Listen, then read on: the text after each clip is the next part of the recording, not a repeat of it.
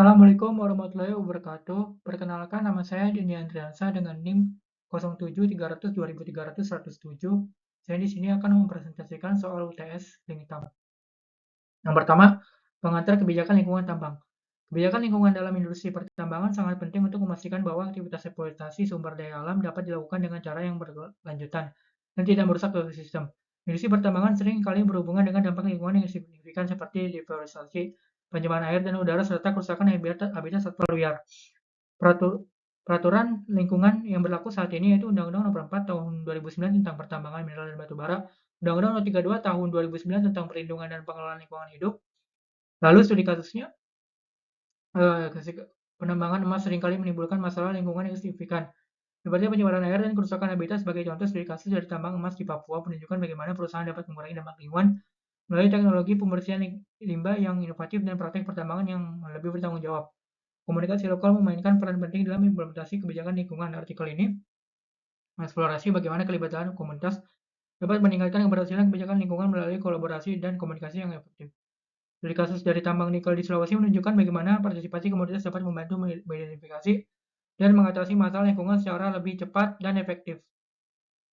Implementasi kebijakan lingkungan di industri pertambangan adalah kunci untuk mengurangi dampak negatif terhadap lingkungan dan masyarakat. Melalui studi kasus, terlihat bahwa teknologi canggih, pengelolaan limbah yang efisien, serta partisipasi komunitas lokal efektif dalam mengatasi tantangan lingkungan. Pengantar dampak penting. Industri pertambangan merupakan sektor yang memiliki peran penting dalam perekonomian global. Aktivitas ini menghasilkan berbagai bahan mentah yang diperlukan untuk memenuhi kebutuhan energi, infrastruktur, dan barang-barang konsumen. Namun, di balik kontribusinya terhadap perekonomian, kegiatan pertambangan juga membawa dampak yang signifikan terhadap lingkungan dan sosial. Beberapa yang terjadi pada kegiatan pertambangan, degradasi lahan.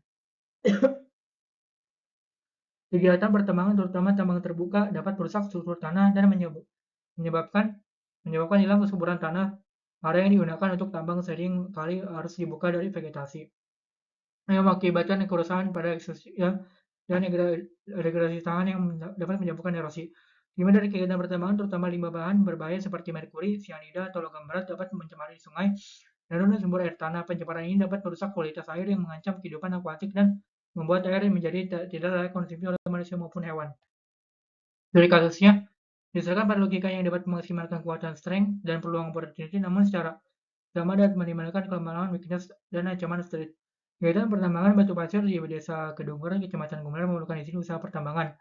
Pemberian izin usaha pertambangan IUP batu pasir berdasarkan PP No. 23 Tahun 2010 dilakukan dengan cara permohonan wilayah.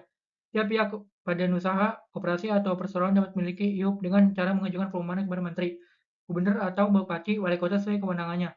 Permohonan kepada Bupati atau Wali Kota di dalam satu wilayah, kabupaten, kota, atau wilayah, lalu sampai dengan 4 mil. IUP batu pasir diberikan oleh Bupati sesuai dengan kewenangannya berdasarkan permohonan yang diajukan oleh badan usaha, koperasi, dan perseorangan.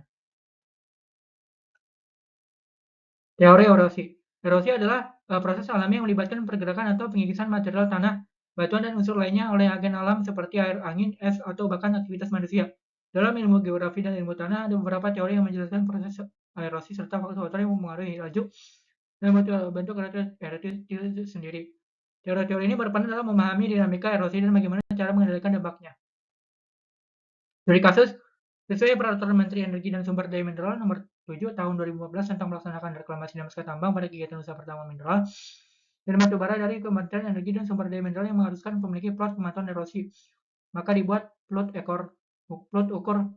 ukur erosi PUE yang terdiri dari 1 PUE di fossil aktif, 1 PUE di area reklamasi dan vegetasi 1 tahun sebelumnya atau reklamasi tahun 2015, dan 1 PUE di area stockpile soil. Mengatakan bahwa pukulan butiran hujan terhadap tanah akan menghancurkan tanah menjadi butiran yang lepas, dan jumlah selamanya hujan akan menimbulkan aliran permukaan yang besar sebagai agen penakut butiran tanah dalam proses erosi. Pengantar AMDAL. Ada analisis mengenai dampak lingkungan adalah salah satu instrumen perencanaan yang digunakan untuk menilai dampak suatu kegiatan untuk proyek terhadap lingkungan hidup. Tujuan utama dari AMDAL adalah untuk mencegah, mengurangi, atau mengatasi dampak yang negatif yang mungkin ditimbulkan oleh kegiatan atau proyek tertentu terhadap lingkungan, serta untuk memastikan bahwa kegiatan tersebut berjalan dengan mempertahankan prinsip keberlanjutan. Teori AMDAL. Anda analisis mengenai dampak lingkungan adalah satu proses yang digunakan untuk mengevaluasi dampak yang mungkin timbul dari suatu kegiatan atau proyek terhadap lingkungan hidup. Teori ini dibalik AMDAL melibatkan pendekatan sistematis untuk menilai, mengidentifikasi, dan mengelola potensi dampak negatif yang bisa terjadi akibat perubahan lingkungan yang disebabkan oleh aktivitas manusia. Dari kasusnya, Indonesia saat ini telah menjadi pemasok utama dalam industri nikel global dengan cadangan sumber dari nikel dan kualitas sangat baik yang dimiliki, memberikan posisi yang strategis untuk menentukan rantai pasokan nikel dunia. Dan di dalam negeri, pemerintah memerlukan hilirisasi bagi pelaku industri yang bertujuan untuk menambah nilai tambah pada komunitas nikel di pasar global maupun peningkatan pendapatan negara. Kondisi saat ini tentu saja berimplikasi pada perkembangan industri pertambangan yang ada di daerah, khususnya pada daerah yang memiliki sumber daya nikel yang besar seperti Sulawesi Tenggara. Pengantar GMP. Good mining practice (GMP) atau praktik pertambangan yang baik adalah serangkaian prinsip pedoman dan prosedur diterapkan dalam industri pertambangan yang memastikan bahwa kegiatan pertambangan dilaksanakan dengan cara yang bertanggung jawab, aman dalam lingkungan. GMP bertujuan untuk mencapai efisiensi profesional, mengurangi dampak lingkungan, serta memastikan kesejahteraan masyarakat dan pekerja yang terlibat dalam kegiatan pertambangan. Teori GMP.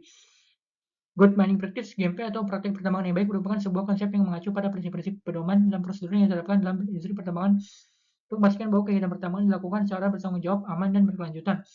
GMP bertujuan untuk menjaga keseimbangan antara pencapaian tujuan ekonomi dan keberlanjutan lingkungan secara antara kesejahteraan sosial. Studi kasus. Berikut akan diuraikan tahapan pertambangan yang telah dilakukan oleh PT IJM, yaitu pertama, tahapan penyelidikan umum tahun 2012. PT IJM yang dahulunya bernama PT Bina Bakti Pertiwi telah melakukan kegiatan penyelidikan dan pencarian endapan dalam emas pada dua nagari, yaitu Nagari Cibudak dan Nagari Simpang Tonang, Kecamatan 2, Kota Kabupaten Pasaman, dengan luas lahan 8.974 hektar dan setelah dikeluarkan hutan lindung sebanyak 365 hektar. Hingga luas wilayah pertambangan PT Sulawesi Tenggara tahun 2020, kategori pertambangan dan penggalian memberikan nilai tiba pada produk domestik regional bruto atas dasar harga berlaku sebesar Rp26.159 miliar dan sebesar Rp18.941,20 miliar. Pada produk domestik regional bruto atas dasar harga konstan, kategori pertambangan dan penggalian merupakan penyumbangan terbesar kedua setelah kategori pertanian, peternakan, pemburuan, dan jasa pertanian. Pengantar CSR.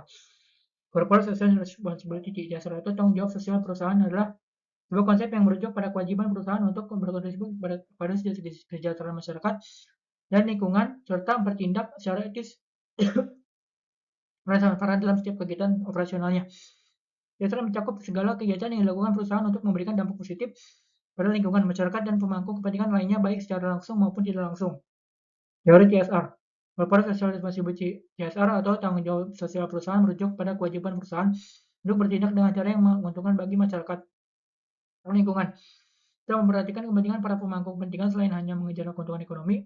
Konsep CSR berkembang untuk menanggapi tekanan sosial, etika, dan lingkungan yang semakin kuat terhadap perusahaan-perusahaan agar beroperasi secara lebih bertanggung jawab. Dalam praktiknya, CSR mencakup berbagai tindakan yang dilakukan oleh perusahaan yang tidak hanya berfokus pada keuntungan, tapi juga pada keberlanjutan sosial dan lingkungan. Studi kasus. Setelah dilakukan pengumpulan data, dilakukan analisis untuk menentukan derajat keberhubungan dalam pengungkapan CSR sebuah perusahaan. Dari hasil analisis didapatkan bahwa semua perusahaan tambang besar di Indonesia telah melakukan pengungkapan CSR kepada publik. Beberapa perusahaan mempunyai total nilai indeks transparansi tertinggi 10 poin. Hal ini dikarenakan perusahaan tersebut memiliki semua kriteria dalam penilaian. Tidak semua perusahaan melakukan kegiatan CSR dalam laporan tahunan, laporan CSR, dan laporan berkelanjutan perusahaan. Beberapa perusahaan hanya memaparkan di website perusahaan, seminar internasional, dan sumber-sumber lainnya. Perusahaan tambang yang status kepemilikan saham yang bersifat terbuka (TBK) lebih mudah didapatkan laporan tahunan dan laporan keberlanjutan dibandingkan perusahaan dengan pemilikan saham sendiri. Ini adalah daftar petaka yang bisa saya tampilkan. Sekian dari presentasi saya. Apabila ada